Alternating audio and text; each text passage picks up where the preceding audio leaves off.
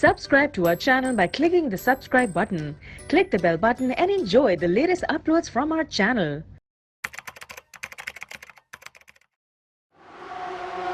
In racing, number one is you have to accept. I think the competitors, namely Ferrari, did really a good job. We have to accept. For sure, our target is winning championships and races. It did not happen in WEC. It's no excuses for that, because the good thing is in racing, somebody did better, so you have to do more to do better and to win a race. And a win is a win, and there's no discussion about the result, no interpretation or something like that. Clear result after 6 hours, we did not achieve. But in general, if I look more from a management perspective, I would say no, we did a good job in general. We improved a lot on the car over the season.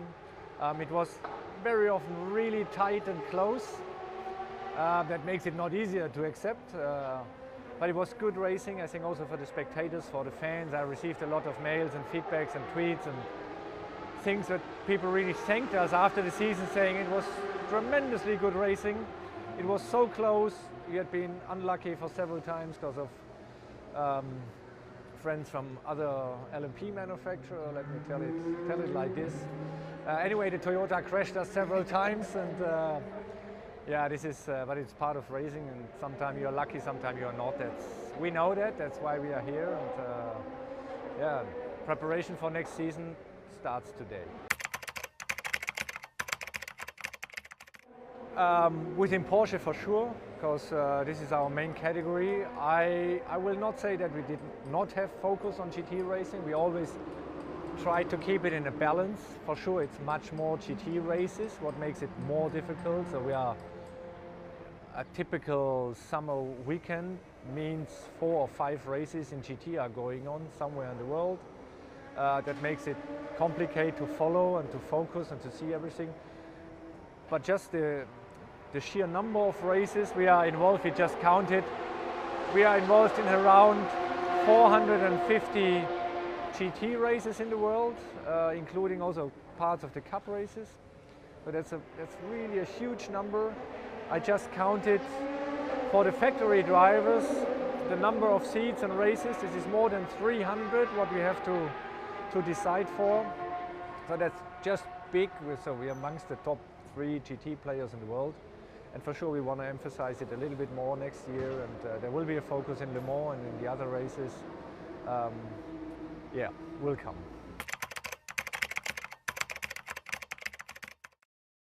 If I look and compare 16, and I can only compare Le Mans, it was a disaster.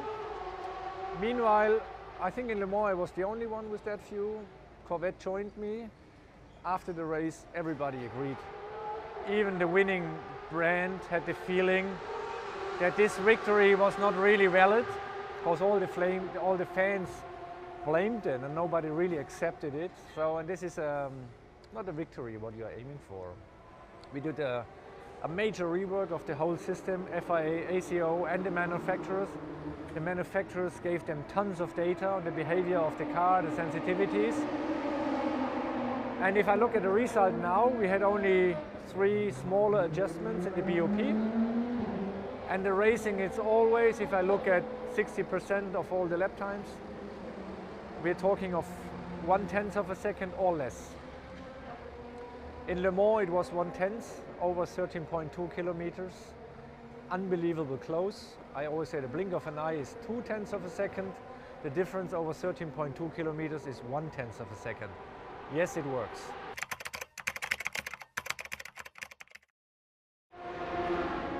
Well, in a general look, it's always extremely close racing. It's door handle to door handle racing. It's interesting, and it's, let me say, it's the dream cars of the world racing each other.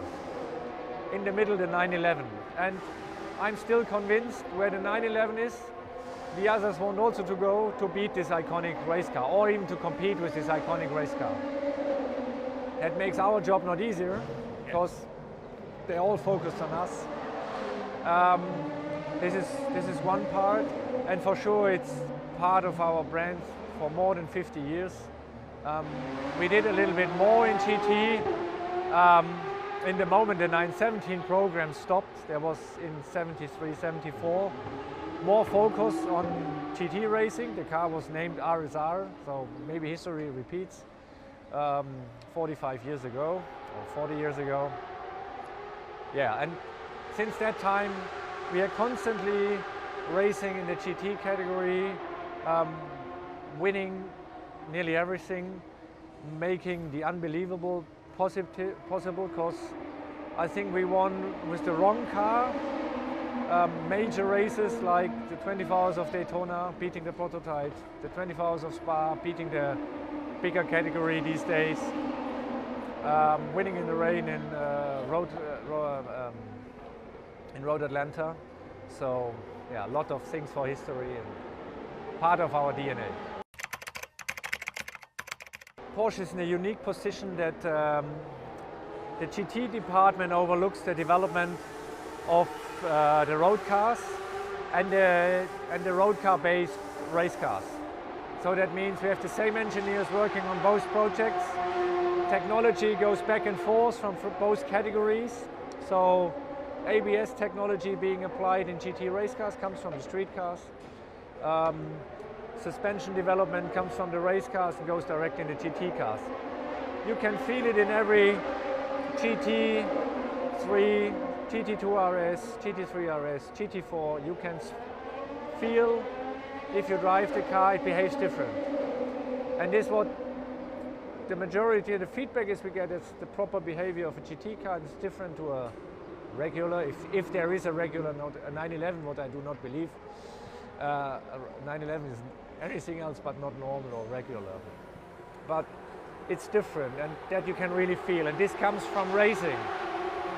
The engines behave different, the gearbox is different, the suspension is different, and then for sure we have the aerodynamic and the electronic setup of the car. And this comes from that one department oversees both cars and the development of both cars. Yeah, we already thought it was the 959 and the first 911 Turbo and then the last GT2 RS. And if I look at the car at the moment, I would say, for the moment, yes, but only for the moment. We are not running out of ideas. And even if you finish a project, like always, the engineers are already starting talking. Maybe one day in the future we could, we will see. But for the moment, wow, yeah, it's the ultimate 911.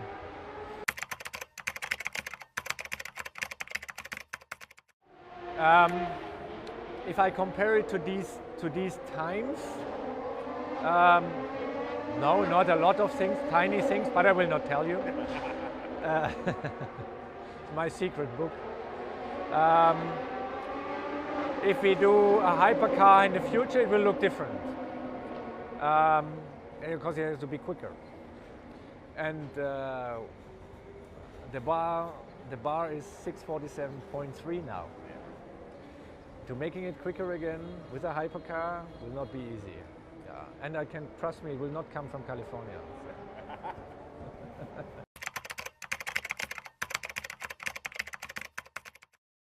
Cars I was really strongly fighting for, and performance was, we were fighting like hell for the maximum power of the GT2 RS. It originally started with less, but we pushed the engineers, and that's why we introduced this water spray system, even if it was maybe decided too late from myself. But we pushed because we had to say, this car needs, it has served, and it needs 700 horses. So important. Really proud on it. Also on the distinctive look that we really made, how it looks like from the front. That's really a statement. And on the other side, it's the development of the niche of the 911R and the GT3 with the touring package. A very unique niche in the market to say there is a need for a performance car that is not the quickest on track. We even do not go on the tracks. It's tremendously quick on the track, we know. But we made this car for Sunday morning trip on a country road, somewhere in Scotland, or Wales, or the Schwäbische Alb, or you name it. And this brings us in a very unique position to offer such a car. All the competitors, they even do not have a manual box anymore.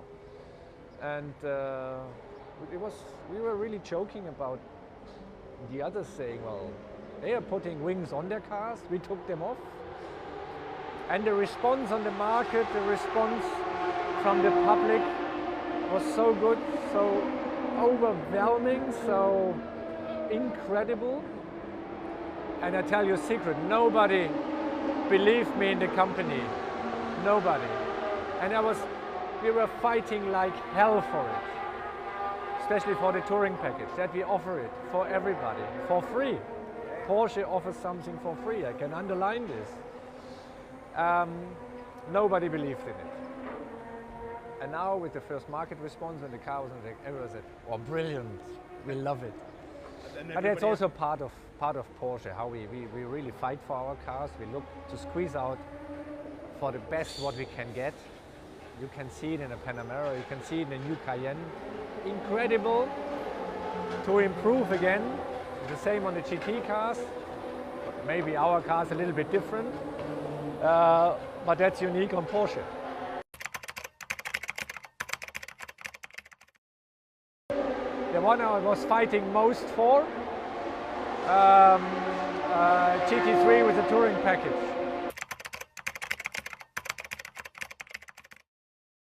Never say no.